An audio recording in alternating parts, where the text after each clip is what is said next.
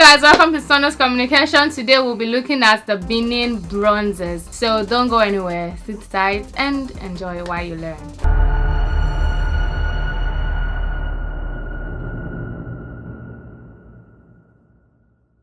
The Benin bronzes are a group of several thousand metal plaques and sculptures that decorated the royal palace of the Kingdom of Benin, which is now where we call Edo State in Nigeria.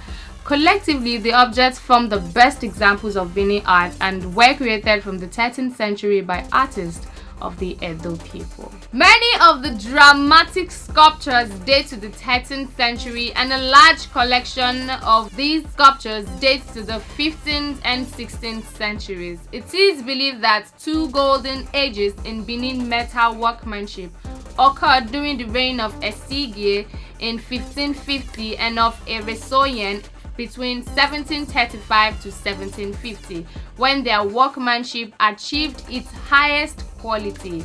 The Kingdom of Benin between the 14th and the 19th centuries was rich in sculptures of diverse materials such as iron, bronze, wood, ivory, and terracotta.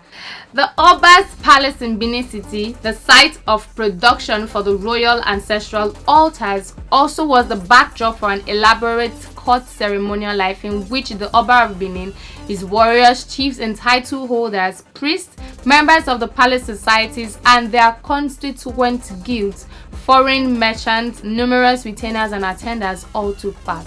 The palace, a vast sprawling agglomeration of buildings and courtyards, was the setting for hundreds of rectangular brass plaques whose relief images portrays the persons and events that animated the court.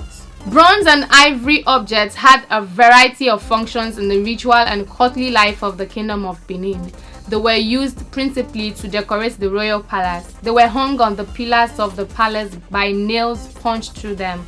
As a courtly act, their principal objective was to glorify the Oba, the divine king, and the history of his imperial power, or to honor the Ayoba of Benin, the queen mother. Art in the Kingdom of Benin took many forms, of which bronze and brass reliefs and the heads of kings and queen mothers are the best known. Bronze receptacles, bells, ornaments, jewelry, and ritual objects also possessed aesthetic qualities and originality, demonstrating the skills of their makers, although they are often eclipsed by figurative works in bronze and ivory carvings. In tropical Africa, the technique of lost wax casting was developed early, as the works from Benin show. When a king died, his successor would order that a bronze head be made of his predecessor. Approximately 170 of these sculptures exist, and the oldest dates from the 12th century. The Oba or king monopolized the materials that were most difficult to obtain, such as gold, elephant tusk, and bronze.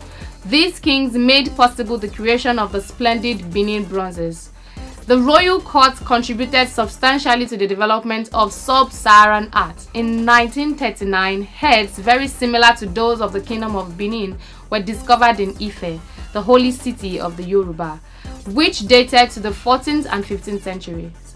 This discovery supported an early tradition holding that it was artists from Ife who had taught Benin the techniques of bronze metal working. Recognition of the antiquity of the technology in Benin advanced when these sculptures were dated definitively to that era. Few examples of African art had been collected by Europeans in the 18th century. Only at the beginning of the 19th century, when colonization and missionary activity began, did larger numbers of African works begin to be taken to Europe, where they were described as simple curiosities of pagan cults. This attitude changed after the Benin expedition of 1897.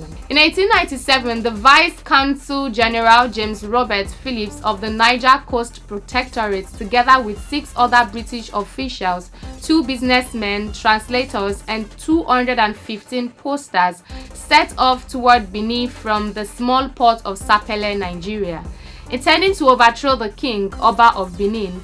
Although they had given word of their intended visit, they were later informed that their journey must be delayed because no foreigner could enter the city while rituals were being conducted.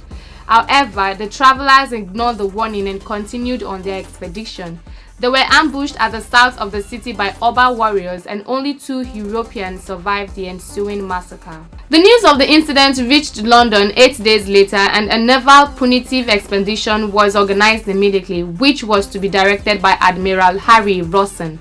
The expedition sacked and destroyed Benin City. According to history, following the British attack, the conquerors took the works of art decorating the royal palace and the residences of the nobility, which had been accumulated over many centuries.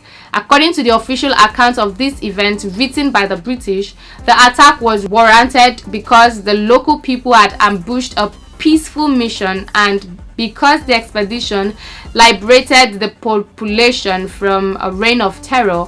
Further, these objects were deemed spoils of war, meaning that their rightful ownership was up for debate as soon as the attack began. This ambiguity surrounding the object's ownership has made it difficult for the Benin Kingdom till date to reclaim their property. The works taken by the British were a treasure hoard of bronze and ivory sculptures, including king heads, queen mother heads, leopard figurines, bells, and a great number of images sculpted in high relief, all of which were executed with a mastery of lost wax casting. In 2020, a New York Times article titled "Give Us Back What Our Ancestors Made" brought about many conversations, and now many European countries are returning this artwork. Recently, the Foundation of Prussian Cultural Heritage and Nigeria's National Commission for Museums and Monuments (NCMM) signed a deal transferring their ownership from the Ethnological Museum collection in Berlin to Nigeria. According to Pulse News, the first set of these bronzes was returned in July, and 1/3 of them will still be on loan in Germany.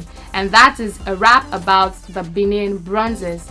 And I hope you guys have learned 1 or 2 from this. If you have, just stay tuned on our channel and watch out for more episodes of educative content, and follow our platforms on Twitter, Facebook, and Instagram. And don't forget that my name is Adenaike Janet. You can leave your comments at the comment section, and please stay safe because bad things will happen.